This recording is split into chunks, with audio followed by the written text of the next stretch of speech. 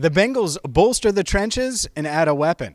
Hi again, everyone, and welcome into Cincinnati Bengals Talk. I'm James Rapine of BengalsTalk.com here at Paycor Stadium, where the Bengals, well, they added 3 players on day 2 of the NFL draft, starting with Kris Jenkins out of Michigan, Jermaine Burton out of Alabama, and McKinnley Jackson out of Texas A&M. 2 of those 3 are big men for Lou Anarumo's defensive front. We will talk about them in just a second, but the most surprising pick, the pick that we had not talked about, the player that we really hadn't talked about much, was Jermaine Burton, and that is the first shock of this draft. If you looked at our mock draft earlier this week, we actually got the first 2 picks right. Amarius Mims, got it wrong, Amarius Mims. Stay tuned for my one-on-one with him on Enter the Jungle on Tuesday, by the way. But Amarius Mims at 18 and Kris Jenkins at 49 got those right, and we knew they needed a receiver, and it felt like they were going to go with Jalen McMillan from Washington, and they didn't. They went with Jermaine Burton from Alabama, and I think those were their 2 targets at that spot. They go with Burton, and there's questions about Burton. There's character questions, and you read about him and any draft analyst that you look at, and it's maturity and emotional maturity, and it's talking about maturity. And what I think is interesting is how excited Zac Taylor was when the Burton pick went through, when they were able to pick him in the 3rd round with their first 3rd round pick at 80th overall. He hit the table multiple times, was high-fiving, shaking hands in the draft room, and just really, really animated and excited. And so clearly Zac Taylor believes in this guy. Clearly TJ Houshmandzadeh, who announced the pick, believes in this guy. The Bengals, former Bengals great, has been training with Jermaine Burton and has trained him for quite some time. They've built a relationship, according to Burton, and well, there's a lot to like about his game on the field. I'm gonna give you my thoughts outside of the field stuff in just a second. But as far as on the field, 18.5 yards per catch in college, over 20.5 yards per catch last season for Alabama, 8 touchdowns, over 700 yards, can play inside in the slot, can play outside, is that field stretcher, that explosive player, is good in contested catch situations. And I just didn't think the Bengals were going to pick him. I didn't think the Bengals were going that route because you look at the Kris Jenkinses of the world and you look at some of these guys that they've targeted, the McKinnley Jacksons, captains, guys that don't have character concerns or questions. And that's just been the Zac Taylor way. Well, when you look up Jermaine Burton, that's why he's at 80. Because if you look at Steve Palazzolo from Pro Football Focus or different draft analysts out there, they will look at a guy like Burton and say, oh, he is a stud. But, and there's always a but. And so this is a risk. Let's call it what it is. This is a risky pick for the Bengals. It could certainly pay off. The Bengals certainly are comfortable with Burton's character. They brought him in for a top 30 visit. They met with him multiple times. And so it'll be interesting to see how this pays off. But it is a gamble, especially when you had other options available. This is a deep wide receiver class. But they clearly wanted him. Zac Taylor afterwards, after the pick, and you can check out this entire press conference, I asked him about Burton, what stood out, and he said he's a great receiver. He didn't say good. He didn't say explosive deep threat. No, great receiver. And, of course, he is explosive, and he is a deep threat, and he plays with strong hands. Didn't have a drop last year. And so the talent is there. The upside is there.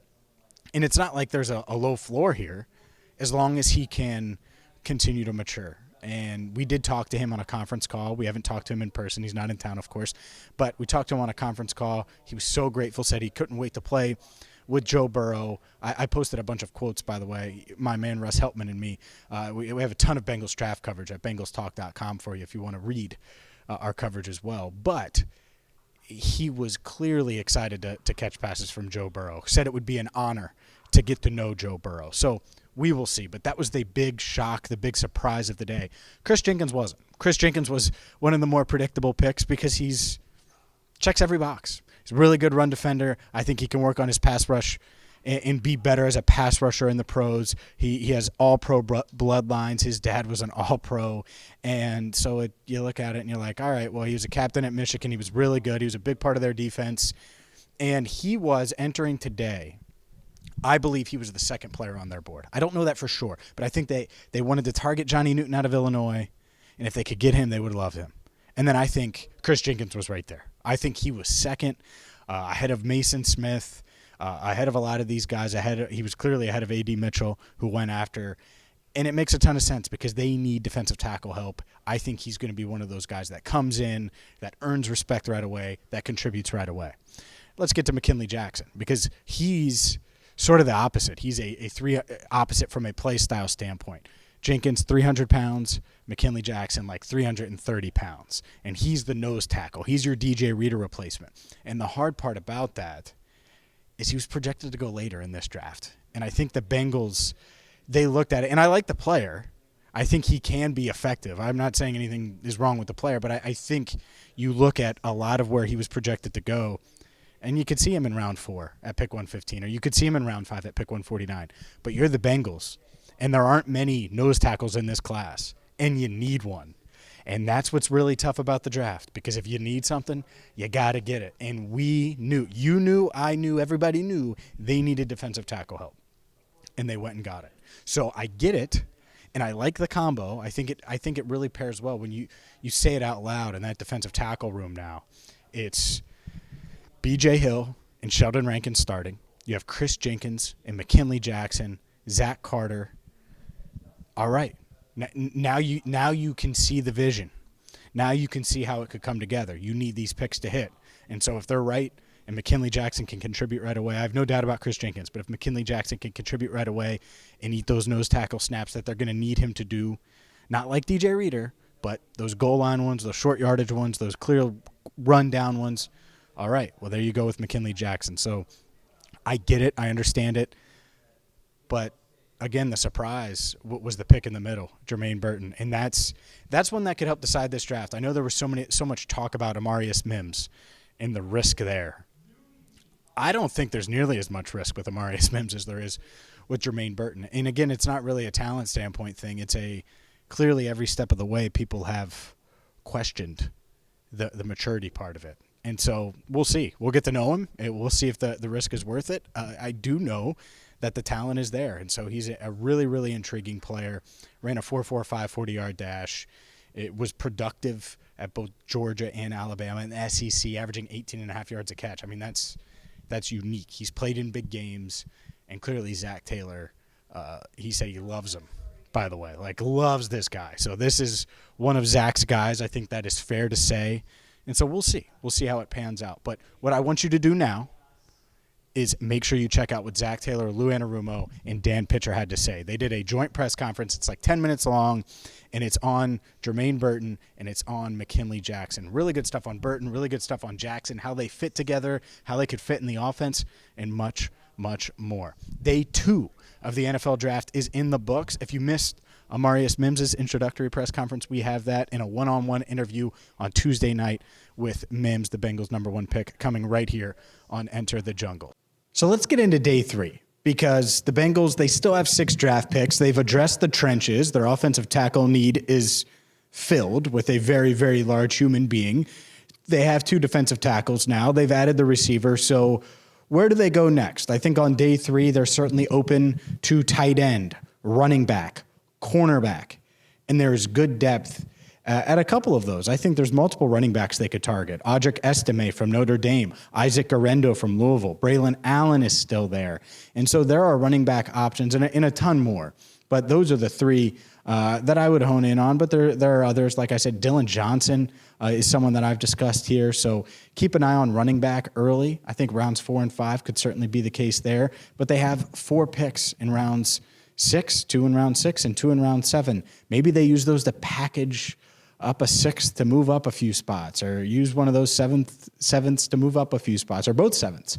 I do think cornerback is very much in play. Quantez Stiggers out of the CFL is someone that I could see them certainly targeting on Saturday.